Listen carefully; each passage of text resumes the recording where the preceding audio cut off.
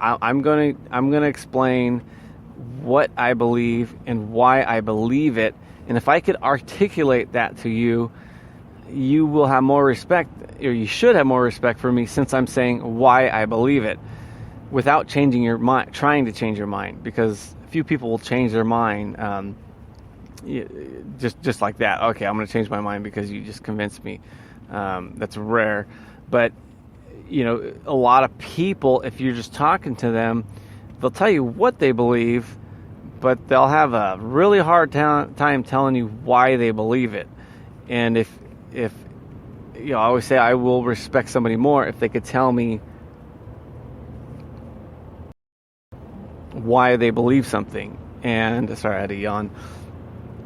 And you'll find it that once somebody could really articulate why they believe something, if they are informed, sometimes they're a lot easier to talk to, because they're not afraid of a rebuttal or a different argument.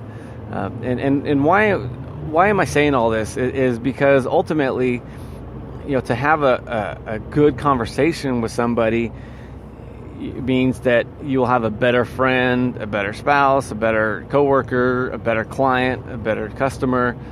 And if we could just work out all these little things and understand, okay, why am I not having a good conversation? And I think if we start listening to the other person, listening to their ideas and explaining our ideas, it does become a fascinating topic back and forth. And I guess coming around to Bill-Maher and this other gentleman is, I think where Bill-Maher is just like, he's going to get his points out there, and maybe the other guy was too, but if they can explain why, instead of just okay, here's an argument I heard a long time ago, and just being like a canary and saying it. Now you got all these audience members, and some of them may be on the fence too. And if you're just going to tout the mantra of whatever your side wants to tout, sure, you're going to have people rooting for you. But those people were already rooting for you anyway. What you should always kind of do is go for the people that are on the fence, the people that are thinking and could go this way, could go that way. And you're not always going to do that with just making your statement for what your corner believes in and everybody cheering for you. No, it's going to be, if you could tell them, okay, this is why I believe it. It makes sense to me. This is why I believe this. It makes sense to me. And the more examples you give and the better attitude you have, that person, in my opinion, will say, wait a minute, if I'm going to pick an idea to back, eventually I'm going to have to defend that idea. And you have a lot of good, solid arguments to your stance. So maybe I should pick a stance that has a lot of good, solid arguments, instead of just a cheering crowd, because they know they're not going to have a cheering crowd. They're just going to be all by themselves.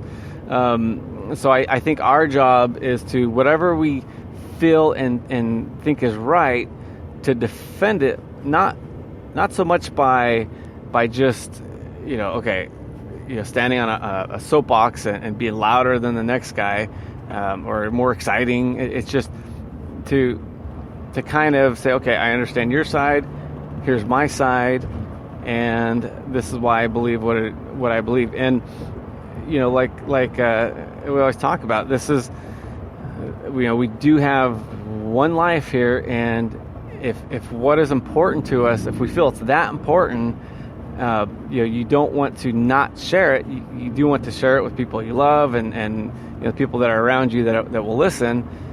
And if you're going to be ineffective in how you do something, how you say something, then you're just making yourself feel good by winning an argument. If let's say you're talking and you feel that you could either turn it down and keep on driving your argument through by giving out information, or you could just keep on ratcheting it up because you're mad and you get you're getting excited and now you're mad at the other person because they're not listening to you. Well, there you go. You just made yourself very upset. You just got over on the other person, maybe even insulted them, but congratulations, your point just died at the end of your mouth and it just fell to the ground, because it sure as hell ain't going to go in the person's ear, and if it does, you know it's not going to make a northern turn and go up to their brain.